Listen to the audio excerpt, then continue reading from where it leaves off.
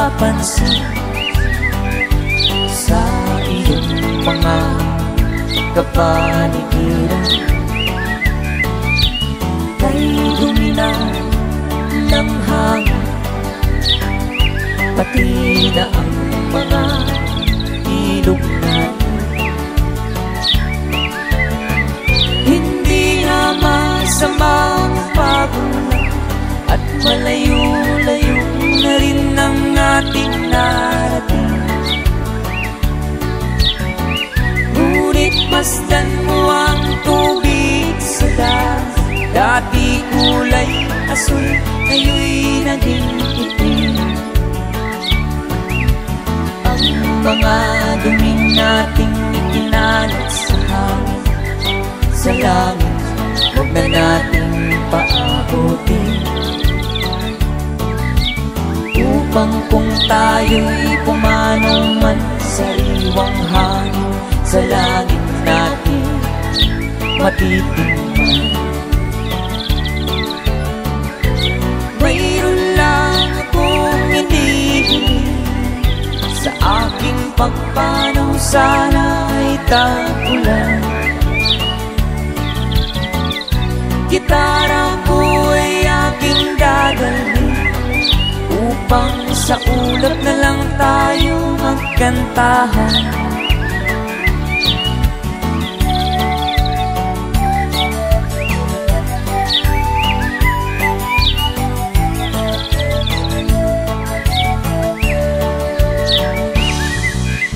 Ang mga bata ngayon lang isinilang, may hangin pa kayang patitingnan.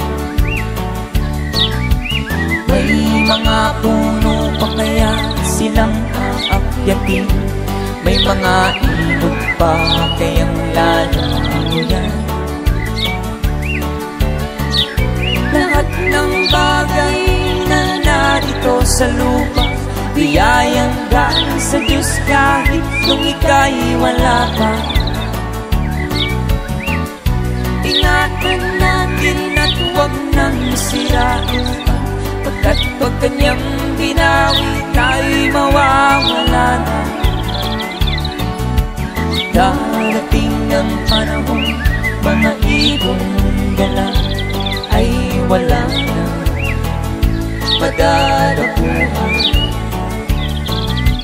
Masdan mo mga punong dati ay kay tatay, ngayon'y namamatay dahil sa ating kalokohan.